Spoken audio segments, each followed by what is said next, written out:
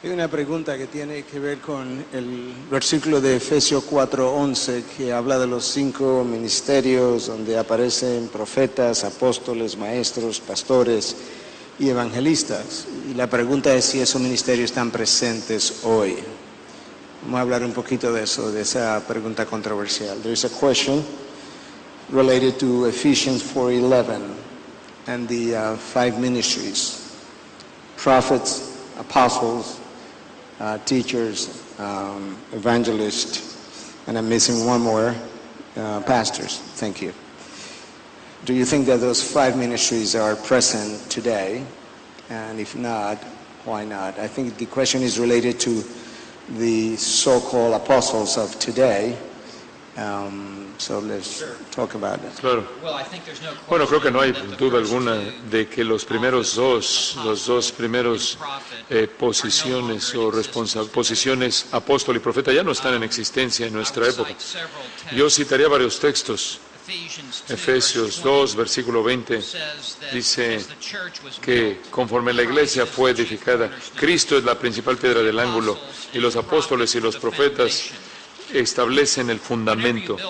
Cuando tú construyes una casa, solo construyes el cimiento una vez nada más y lo haces al principio durante la construcción de la casa. No continúas colocando cimientos en el segundo y tercer piso y colocas otro cimiento en el techo. El cimiento es un acontecimiento que sucede una vez, únicamente al principio, y todo lo demás descansa sobre ello.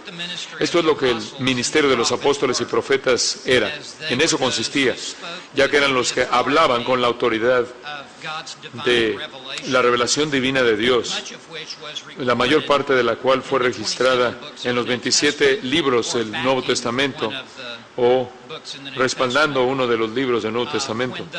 Cuando esos apóstoles dejaron de estar aquí en la escena, no fueron reemplazados. Cuando ellos murieron, Efesios 3, en el versículo 5, habla de los apóstoles y profetas habla de que recibieron revelación directa de Dios. Ese es un ministerio único que solo ellos tenían. Ahora tenemos la fe que ha sido una vez dada para siempre a los santos. Si es nueva, no es verdad. No hay revelación nueva que se da en la actualidad por parte de Dios. También habían requisitos para ser un apóstol. Y en el libro de los Hechos, versículos 21 en adelante, creo que hay algunos requisitos que se dan. Uno, tenías que estar con el Señor desde el principio de su ministerio público hasta el final. Eso es imposible de replicar el día de hoy. La razón de eso fue que tenían que estar expuestos de manera directa a la enseñanza de Cristo mismo, de tal manera que ellos hablarían aquello que Cristo les había impartido de manera directa a ellos. En segundo lugar, tenían que ver la resurrección de Jesucristo de los muertos, tenían que ver al Cristo resucitado, porque ellos deben hablar con tal certeza que estuvieran dispuestos a morir por la verdad que ellos proclamaban. Además de esto, 2 de Corintios dice que los apóstoles eran confirmados mediante el hacer señales y milagros. Era una certificación de que estaban recibiendo revelación directa por parte de Dios. Esa es la razón por la cual cuando Pablo comienza sus cartas, él dice: Pablo, apóstol de Jesucristo. Él está afirmándole a la iglesia que lo que está por seguir de manera subsecuente en este libro es por revelación divina de parte de Dios, y que Él está hablando con la autoridad de la cabeza de la iglesia, Jesucristo mismo, de tal manera que lo que el apóstol enseñaba se volvía algo obligatorio para la conciencia de las vidas de la iglesia y obligaba a la iglesia a lo largo de la totalidad de la época de la iglesia hasta la época en la que Jesucristo regresara, de tal manera que cuando Pablo escribe como apóstol, tiene autoridad sobre todo creyente, en toda iglesia, en toda generación, en todo continente, a lo largo del resto de la época de la iglesia. De tal manera que esa fue una posición extraordinaria, y tener la responsabilidad de ser apóstol. Y los profetas vinieron junto a los apóstoles y ellos también hablaron revelación directa de Dios.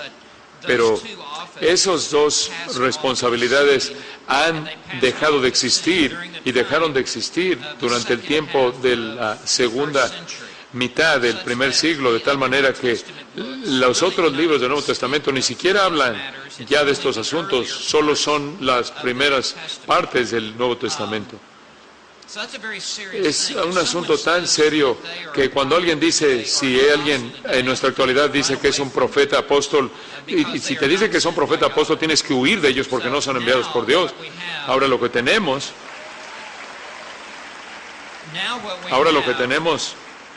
en la actualidad tenemos pastores maestros y evangelistas, y lo único que se les permite hacer es tomar la enseñanza de los apóstoles como está registrada en el Nuevo Testamento escrito y enseñar lo que los apóstoles,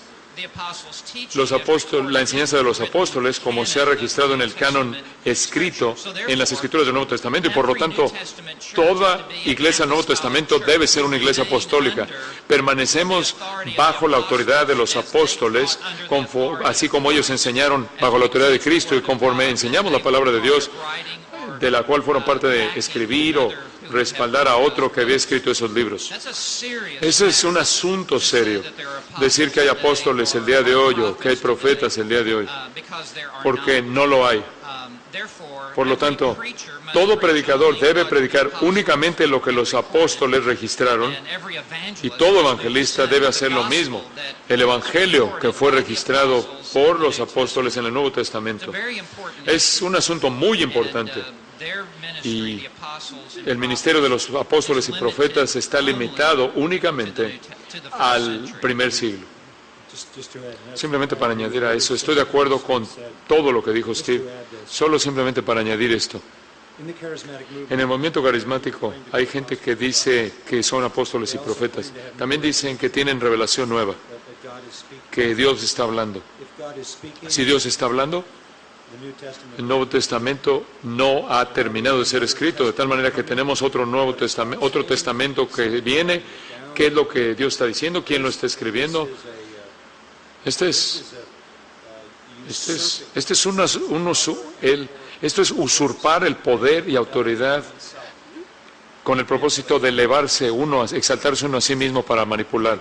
En el movimiento carismático, el origen de la verdad, en lugar de que sea de la palabra de Dios, viene desde adentro, del interior de una persona. El Señor me dijo, el Señor me habló, tuve esta impresión, tuve este sueño, tuve esta visión.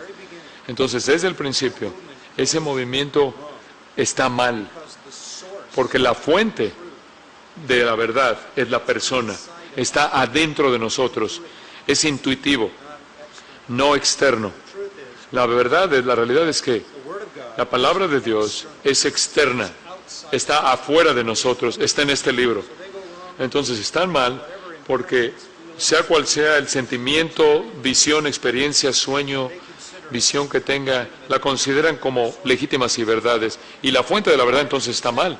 Y después, en segundo lugar, Dios todavía está hablando, todavía está revelando. Entonces tenemos algún tipo de persona, unas revelaciones ahí X, sin importancia, que dicen que son de Dios, pero no viene de gente que tiene buena teología, viene a gente que tiene teología mala. Entonces debemos creer que Dios está certificando la teología mala y que está dando revelaciones a maestros malos, inclusive a maestros falsos. ¿Y por qué Dios haría eso? Por lo tanto, son ilegítimos y revelaciones ilegítimas y falsas. Entonces tenemos que estar muy, muy conscientes de eso.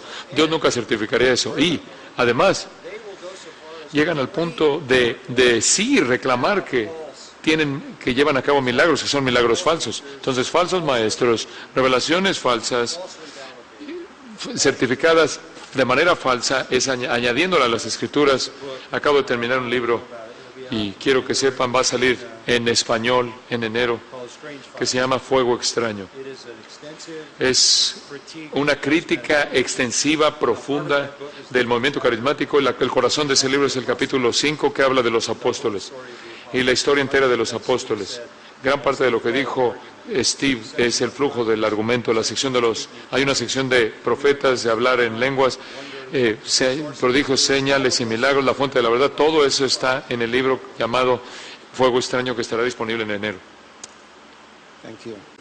Vamos a hablar un poquito de eso, de esa pregunta controversial. There is a question related to Ephesians 4:11 and the five ministries: prophets, apostles, teachers, evangelists, and I'm missing one more, pastors. Thank you.